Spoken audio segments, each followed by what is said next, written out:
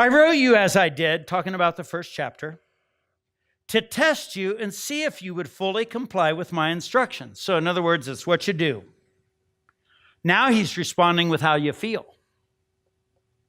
Here he says, when you forgive this man, I forgive him too. And when I forgive whatever needs to be forgiven, I do so with Christ's authority for your benefit, so that Satan will not outsmart us. For we are familiar with his evil schemes. Now, everybody, you can think about the emotions that motivate people and drive people, whether they be lust or whether they be greed or whether they be hate. You can think about the things that may be in you to some measure of fear or inferiority or superiority or power. Maybe it's pride, or maybe it's just a passive indifference. See, I think what the scripture is exhorting us to here is to know that's what's happening. And then to be able to evaluate, do I want that to make my decision for me?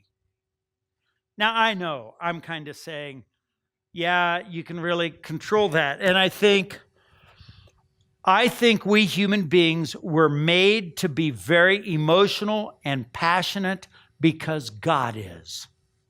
He created us like he does. But I can tell you,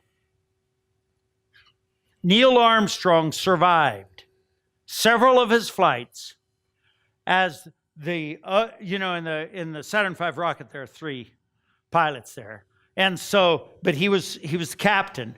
All right, there were times when those guys were either passed out because of the spinning or highly emotional.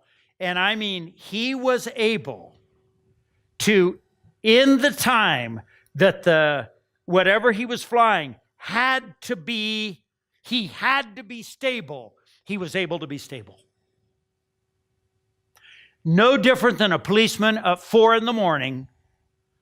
having to make a decision about whether he's going to fire his weapon or not, being able to be in charge of his emotions or let the emotions be in charge. That same thing happens in your kitchen, at your kitchen table or in your living room. I know without a doubt, over my tenure as pastor, I've seen loads of people destroy their own families because they've never worked this issue out. And there comes a time when you're in the cockpit where if you lose and you go fully emotional, you will die. And you'll kill the other people with you. And there is another time when you're at home. If you just stay logical and you don't let emotion, your logic. How many of you women have ever tried to talk to your husband and your husband responds with logic? And you didn't appreciate it. Don't lift your hand. Okay. Because you really didn't want his logical response. You really wanted him to say, I'm so sorry you're going through that. So I'm going to go play golf for a while you work it out. I don't play golf, by the way. Too much property damage on each side of the fairway. Okay, so I couldn't afford it. So did you get that joke? Property damage? In other words, the ball didn't go where I thought it would. Where it should have. Altar call. Okay, so there is a time to be emotional, passionate. There is a time to respond to people or talk to people with emotion as dominant. There is a time for that to be the primary issue. There are other times when logic, reason, facts need to be the primary issue. There are other times when a combination of those influences need to be the issue. And balancing those 3.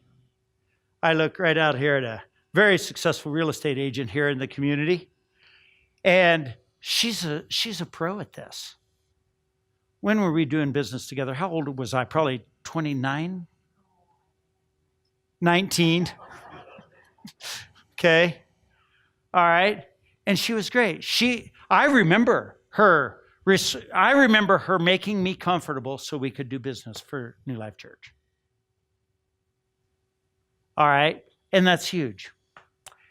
And that's Paul's point. That's why Paul talks about grief. That's why he talks about making me glad.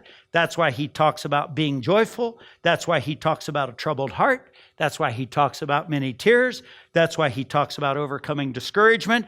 That's why he talks about these issues. It's because that's us.